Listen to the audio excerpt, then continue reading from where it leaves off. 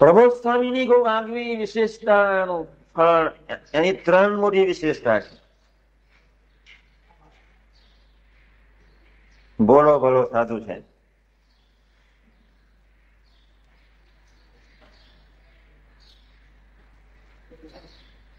પણ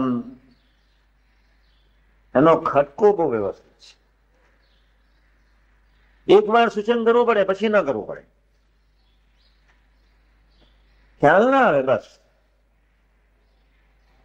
પણ પછી એને કદાપી સપનામાં સૂચન ના કરવું પડે.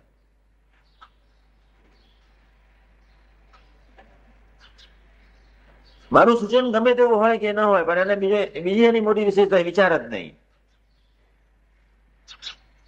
અવિચારીપણે સહજ જ આજ્ઞામાં મરી જાય, એ એની બહુ આગવી વિશેષતા. વિચાર બી નહીં, બ્લન્ટ, તદ્દન. એની બહુ બીજી મોટી વિશેષતા એ છે, ગમે તેવું વગર વાંકે કેટલી વખત કદાચ લેફ્ટ રાઈટ લઈ પાડી હશે, છતાંય કોઈ વિચાર જ નહીં. નિતરતી ભક્તિનું એ સ્વરૂપ કહેવાય. બહુ ખકડાવું, હાથમાં આવી જાય. બીજી એની વિશેષતા એ છે, છેલ્લાનો 11 જીવનમાં સહજ. ત્રીજી મોટી વિશેષતા એ છે, તું રાજી થા એટલું કરીને જ બેસી રહ્યું છે. એ કઈ એને કદાપી કોઈ સંજોગ વૃત્તિ તો પાણામાં ના હોય, દેહધારી છે, પણ એની એક સાઈડ એને બહુ ફાઇન ક્લિયર રાખી. સાધુ, બહુ ચેતન, સભામાં જોવા ખાઈ જાય, આજ્ઞાપાળોમાં જોવા ખાતા નથી.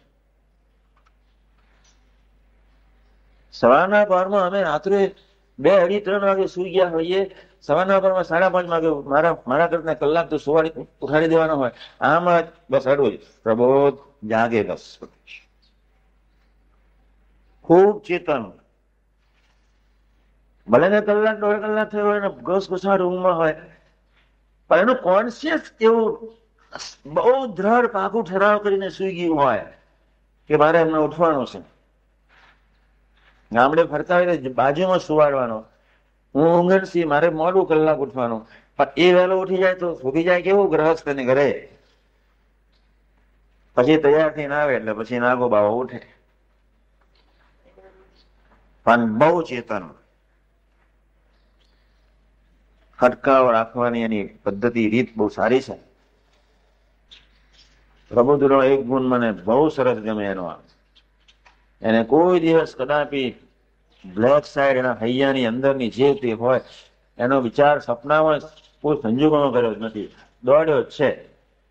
આપણે એવા દોડતા જઈએ, પોઝિટિવ જમા થતું જાય એટલે ઓટોમેટિક કામ થયા કરશે. બસ એક દિવસ બીજા સાથેનો ખંખેરો કબો થઈશ,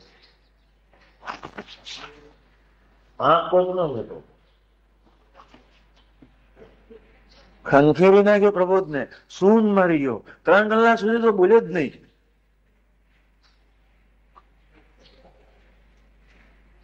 કાંઈ બોલ્યો નહીં, એને મને પૂછ્યું બી નહીં. એ તો મને બહુ આનંદ થઈ ગયો.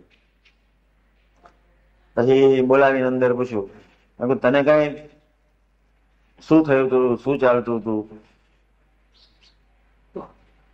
મને કઈ ખબર નથી.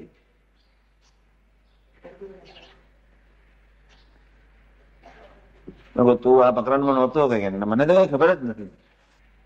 સરળ હૃદય સેવક, સરળ, પણ એની કોઈ આગવી સરળતા છે. 5, 10, 25% ભૂલ બી કરતો હશે, પણ બહુ નાની ઉંમરે બહુ સારું દર્શન કરાયું, એક સંતોષ બી છે. એટલે 1-2 ની બહુ આગવી વિશેષતા છે. અહીં પ્રદેશના કરીએ તો દરેકની જેટલી સારી વિશેષતાઓ, હે મહારાજ, કેવું સરસ આપણને તક મળી ગઈ. નિર્ગુણધામ ધીમે ધીમે મંદોબાદ હાથીની નવાક ડોલતા ડોલતા કરતા કરતા, હે મહારાજ આવું મને કરી આપજો. આનંદ સ્વામી કાંઈ ખબર જ નથી ને આવી ગયા. એનું મને એક ગમે, મસ્તીથી ચાલવું, મસ્તીથી હસવું, માથા કૂટ જ નહીં. સુરસ સ્વામી ને પ્રબોધ સ્વામીની સાથે રસરસ થઈને ઉઠાવલે તો એ મસ્તી વર્ષો સુધી કાયમ. નાના સંતોએ તો આગળ કામ કરવાની જરૂર છે જ.